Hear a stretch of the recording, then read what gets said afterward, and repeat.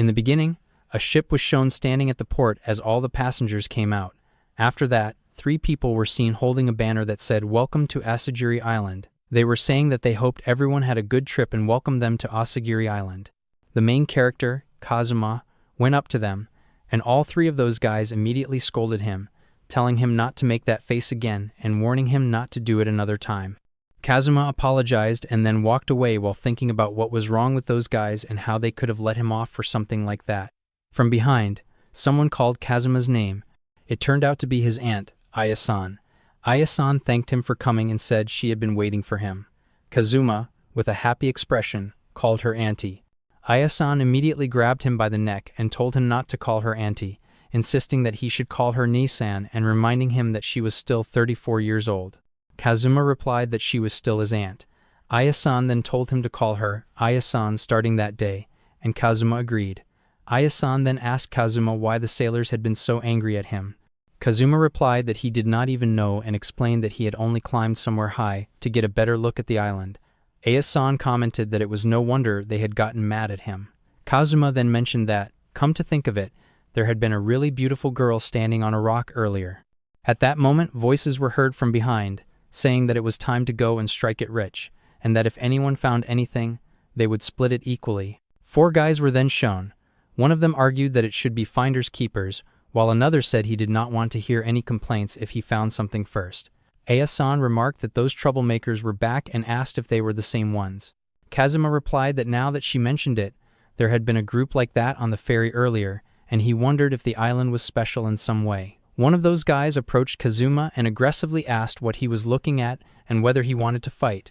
Kazuma replied that he did not want to do anything. Aya-san stepped in and told Kazuma to leave with her and not pay any attention to that guy. Kazuma was shocked as Aya-san led him away, and the 2 of them got into the car. During the ride, Kazuma mentioned pirate treasure. Aya-san explained that it had been in the news a while ago, referring to a story about a pirate ship loaded with gold that had been salvaged near the area. Kazuma said he had never heard of it. Aya-san explained that since then, rumors had spread on social media claiming that the island was where the pirates had once had their stronghold and that their treasure was hidden there. Because of that, people like those men had been gathering on the island, setting up bases in vacant houses, digging around nearby islands, and causing trouble. Kazuma reacted in surprise and asked if there really was treasure there. Aya-san told him not to be stupid and said there was no way something like that existed there. She then explained that treasure was not the reason she had asked Kazuma to come. Aya-san said she had heard that since graduating from high school, Kazuma had been lazing around without a job. Kazuma claimed that the conversation was going off track and said he had no idea what she was talking about. Aya-san reminded Kazuma that the boarding house was women only, but despite that, thugs kept trying to stay there. Kazuma asked if she wanted him to chase them away. Aya-san replied that she did not expect him to do that and said she would handle it herself, while Kazuma would take care of the chores. She explained that she had recently started a traditional café for the locals and could not properly manage both the café and the boarding house alone. Kazuma thought about doing chores and commented that he had been expecting some big, exciting, heart-pounding adventure on the island instead. Aya-san remarked that it was no wonder her brother-in-law was worried about Kazuma for saying things like that at the age of 19. Kazuma then asked if they could stop at a convenience store because he had forgotten to buy the weekly shonen magazine. Aya-san questioned whether he really thought something that modern would exist on an island like this. Kazuma reacted in shock and asked if there was no convenience store. Aya-san added that anything ordered online would take 10 days to arrive.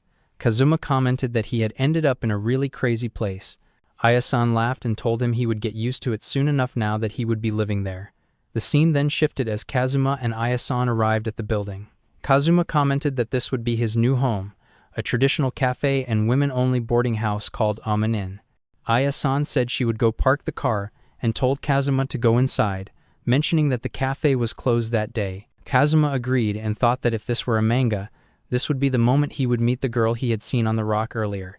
At that moment, a girl appeared and welcomed him, calling him Oni-chan. Kazuma was shocked and recognized her as Saki-chan, noting that the last time he had seen her was at their grandmother's funeral. Saki-chan confirmed this and said she was now in her 2nd year of junior high. She then asked where her mother was. Kazuma replied that Aya-san had gone to park the car. Saki-chan told him to come inside. Kazuma asked if that was the entrance, and Saki-chan explained that it was the cafe entrance and that there was another entrance around the back for the boarders. The scene shifted inside the cafe. Kazuma remarked that it was a real traditional cafe. Saki-chan told him to take a seat while waiting and said she would make him some Granny Killer juice. Kazuma thought about the name Granny Killer. Saki-chan explained that it was the cafe's specialty, a lassi made using snap melon. Kazuma then noticed a girl sitting there and asked about the drink. The girl explained that it was a special product of the island and that people called it that because it once got caught in an old lady's throat. She said it smelled like high-quality melon but had no sweetness at all, so people added things like honey and condensed milk when drinking it. She added that it was a bit philosophical as far as drinks went, but she liked it. Kazuma, confused, asked if the girl was a customer. The girl responded by asking what he thought. Kazuma said he could not tell. The girl then introduced herself as Iori Sugiyama, 21 years old, and explained that she had been living at the boarding house for half a year. She said she had previously worked at a machinery manufacturer in Tokyo, but had resigned in order to take over her grandfather's sake brewery after his passing. Suddenly, another girl appeared behind Kazuma and commented that Iori Sugiyama was now making shochu on the island. Kazuma reacted in surprise and said that was good to hear. The scene then shifted as Kazuma was startled and asked who the new person was. The girl said she had been waiting for him and commented that his face was just about good enough. She introduced herself as Rinko Ichinose and greeted him. Kazuma blushed and reacted awkwardly. Rinko Ichinose commented on his eye movements, saying they were gross, and explained that she had worked as a hostess for a long time. She invited Kazuma to come see her sometime and handed him her card. Saki-chan immediately objected, saying that Kazuma was still a minor and could not go to a place like that. Rinko Ichinose replied that anyone over 18 could enter. Kazuma reacted in surprise and asked if that was really true. Saki-chan yelled at him, while another girl added that drinking alcohol was still prohibited. Saki-chan then shouted again and questioned why Rinko Ichinose was dressed like that, telling her to go put on proper clothes. Rinko Ichinose responded that Saki-chan was bossy and explained that she was dressed that way because she had just woken up. Another girl then approached and asked who Kazuma was. Kazuma was shocked when he saw her. Kazuma stated that he knew it, saying that when he had seen her from the ferry, he had known they would meet there, claiming that he understood how manga worked. The girl asked if he had come to the island looking for treasure. Kazuma replied that he was not really looking for treasure, but said he would look for it if it existed. The girl bluntly stated that it did not exist. Kazuma reacted in confusion, and the girl explained that people like him came to the island in droves and caused nothing but trouble, insisting that there was no treasure and that they should all hurry up and leave. Kazuma protested, saying he was not causing any trouble. Saki-chan stepped in and explained that Kazuma was her cousin and that starting that day, he would be working there. The girl responded that if Kazuma was looking for treasure, then he was no different from the others. Kazuma reacted angrily and asked who she thought she was, commenting on her bad attitude. Saki-chan told both of them to stop. At that moment, Aunt Aya arrived and saw what was happening.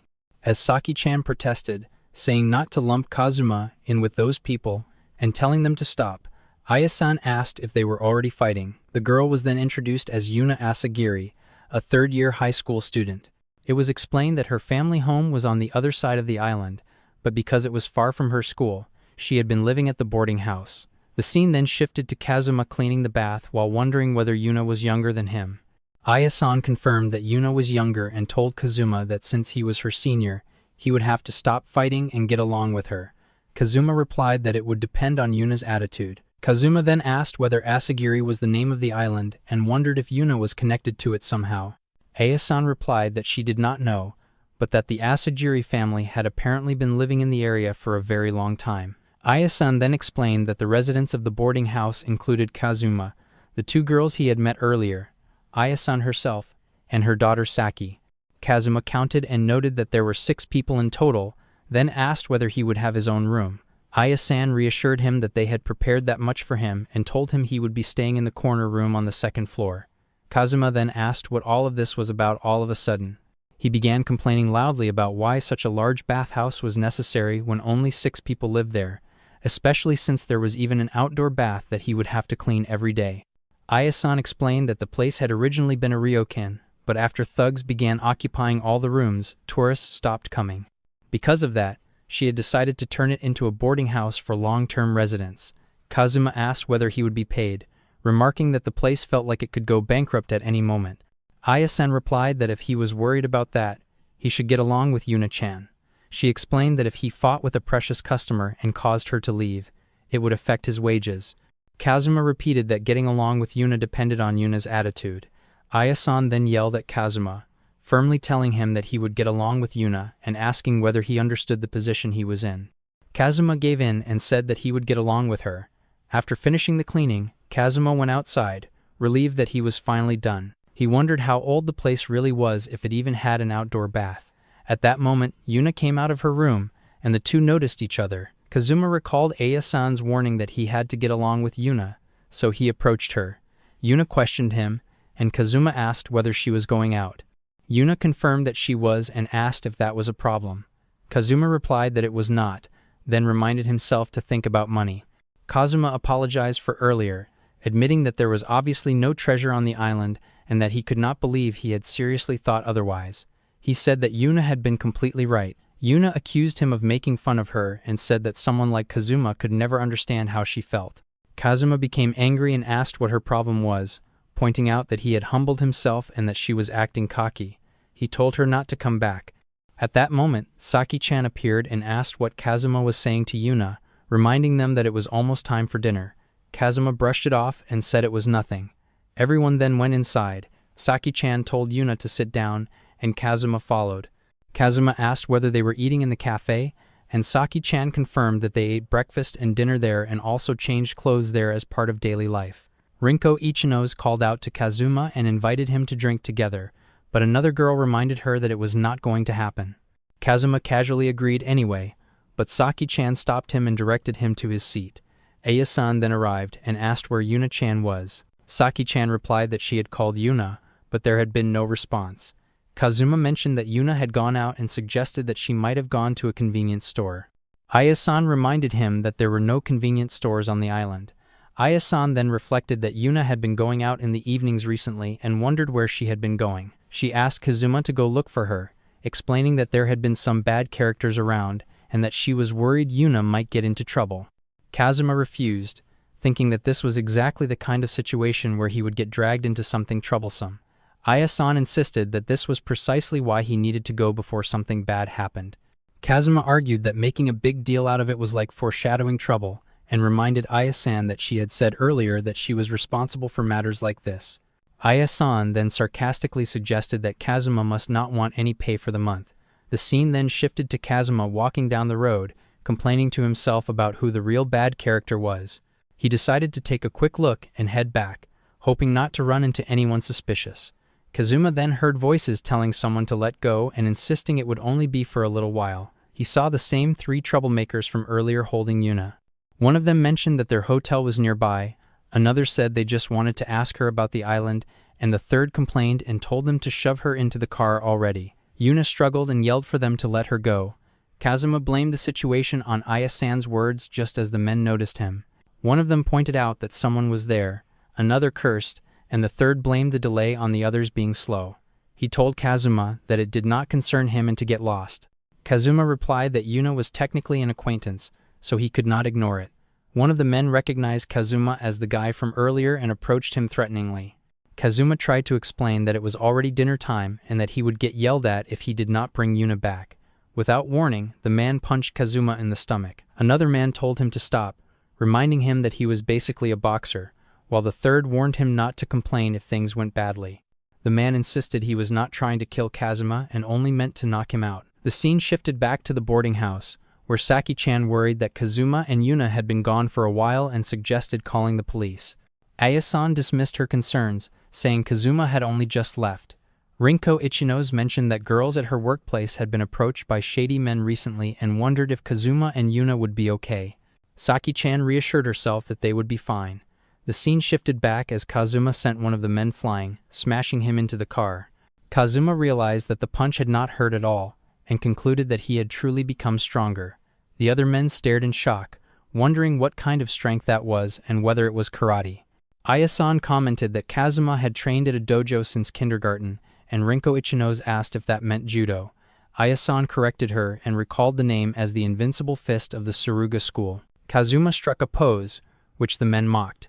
Taking advantage of the moment, Yuna slapped one of the men and ran behind Kazuma. Kazuma told Yuna to step back further. As Kazuma moved forward, the men realized he had just called Yuna by name.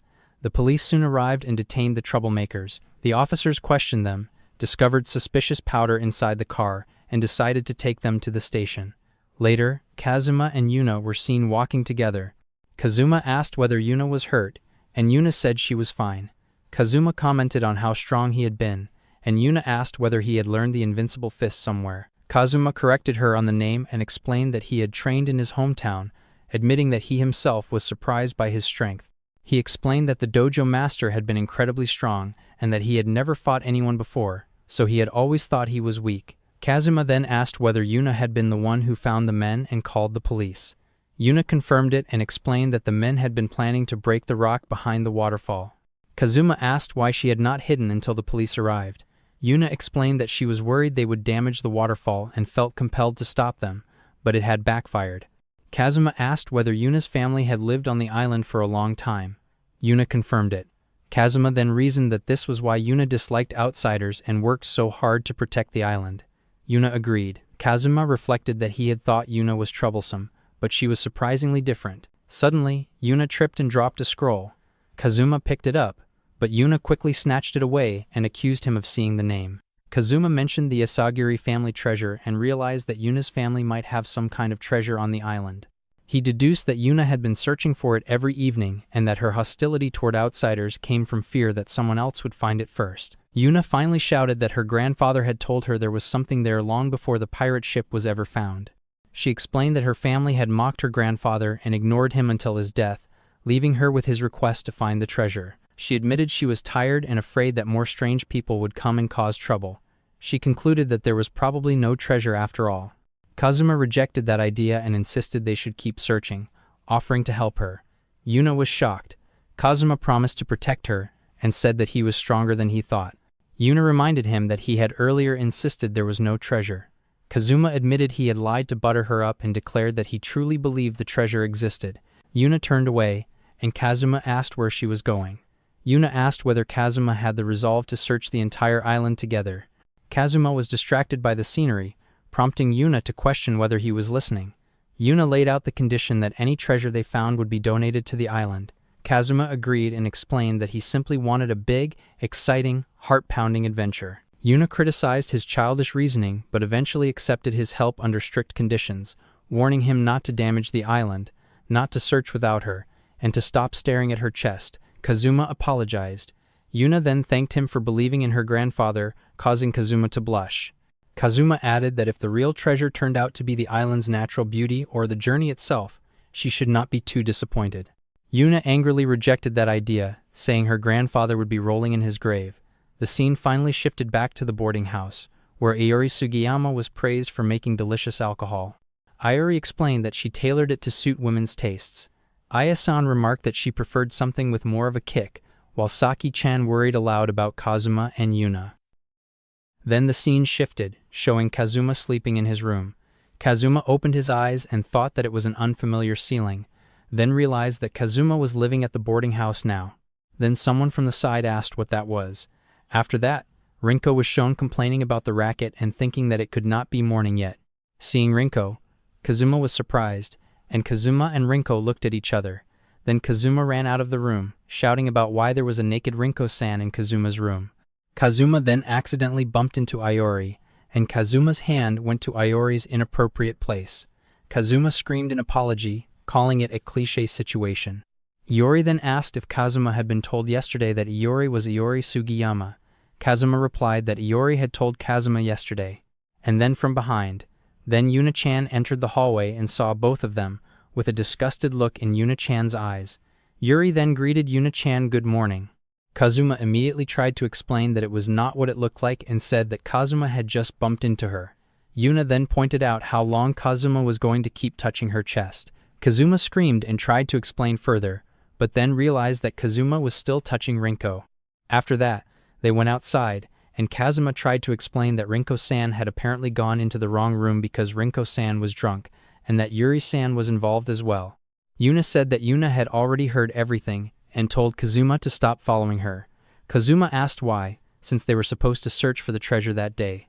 Yuna responded by asking whether Kazuma could not tell from what Yuna was wearing, stating that Yuna had school.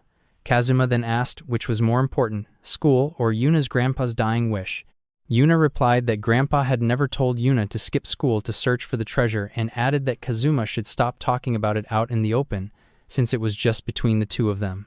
Kazuma repeated the phrase "between the two of us" to himself. Yuna then warned Kazuma not to imagine anything gross. Kazuma denied imagining anything like that. Yuna then explained that Yuna had end-of-term exams coming up and would not be doing any treasure hunting until the summer break. Yuna said that they would talk about it properly that evening and, until then, Kazuma should just help out around the house. Then the scene shifted, showing Kazuma cleaning the floor while thinking about summer break and how it was still a whole month away. Kazuma wondered how Yuna could put up with exams when Yuna could have a big, exciting adventure instead. Kazuma thought that if Master Sushi were there, Master Sushi would probably be happy to go treasure hunting together, but then reasoned that someone like her would likely find the treasure in 2 or 3 hours, which would not be much fun. Kazuma also thought that, most importantly, she was so much stronger than Kazuma that there was no point in being there, and decided it would be better to keep it a secret. From behind, Kazuma's aunt asked what Kazuma was muttering about and then said that the second floor needed cleaning too, telling Kazuma to hurry up. Kazuma protested that the place was way too big, and that there was no way Kazuma could clean all of it alone. Kazuma's aunt then said that she understood and mentioned the shonen magazine issue Kazuma wanted. Kazuma immediately shouted that Kazuma would do it. Then the scene shifted again, showing Kazuma's little sister asking her mom where Oni-chan was. Kazuma's aunt replied that Kazuma was in Kazuma's room, engrossed in Kazuma's manga, and that Kazuma had said not to be disturbed. Kazuma's sister then said that she had wanted to ask Kazuma about the mainland. Then the scene shifted, showing Kazuma in his room, where Kazuma screamed in frustration about what it was supposed to be. Kazuma complained that Kazuma had been looking forward to reading a new series by the master of romantic comedy, Keikuro Nijiro-sensei, but that it had turned out to be just another reincarnated in another world story, which nobody wanted. Kazuma thought that Nijiro-sensei's selling point was slapstick romantic comedy about daily life, and criticized the work by pointing out the lame panel layout and the awkward action scenes.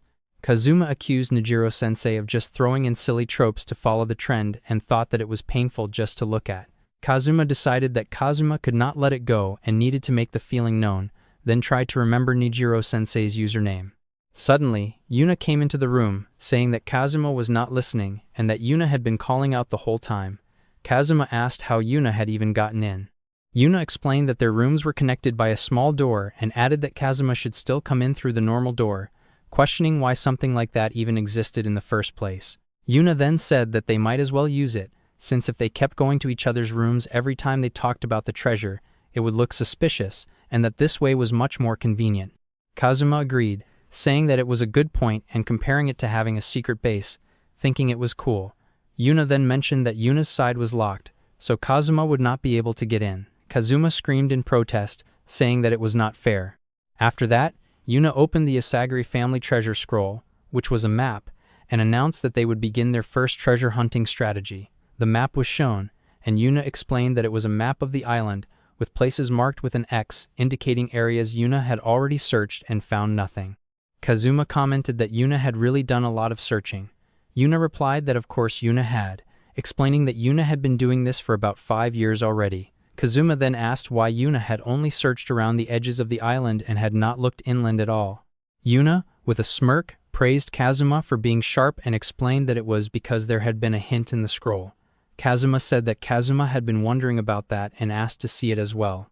Yuna agreed, saying that Yuna would make a special exception and show it to Kazuma-kun.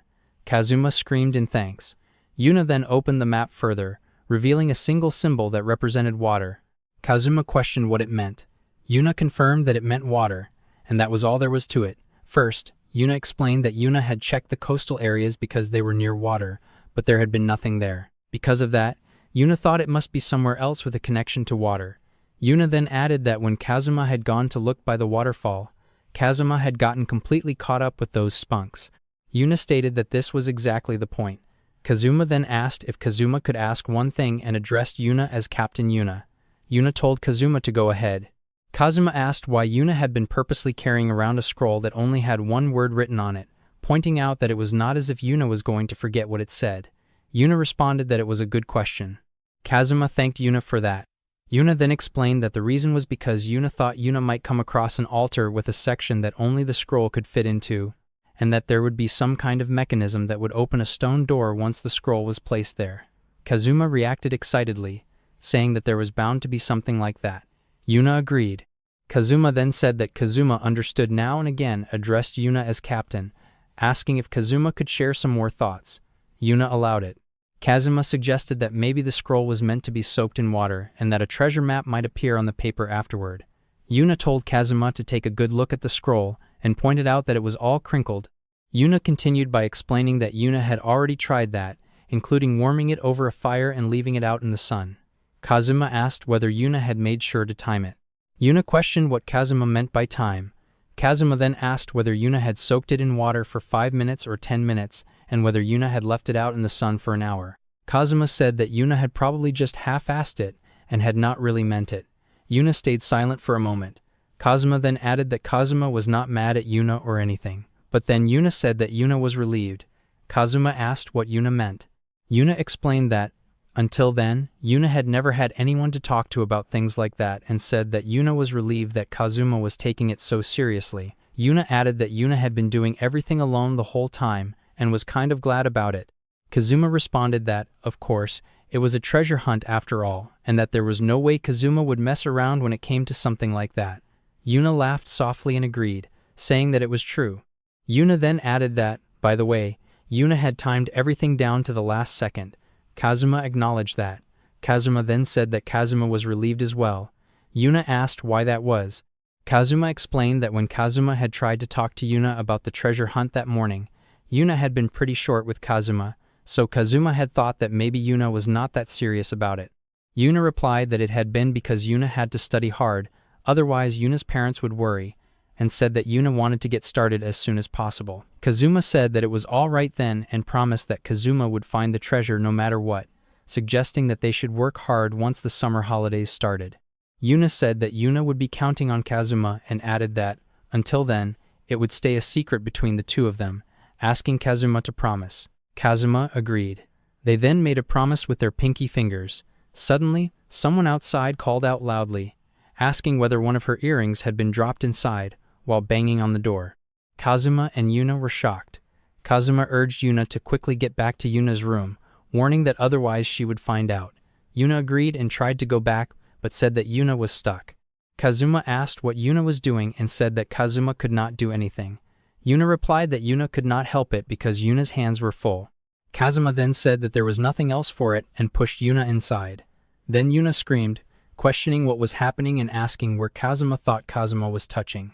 Kazuma did not stop and instead pushed harder, letting out a strange sound.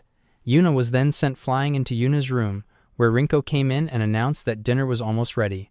Upon seeing Yuna smashed into the wall, Rinko screamed in shock, asking what was going on, whether Yuna was dead, and whether it was a murder scene. Yuna responded by blaming that idiot. Rinko then screamed in relief that Yuna was alive.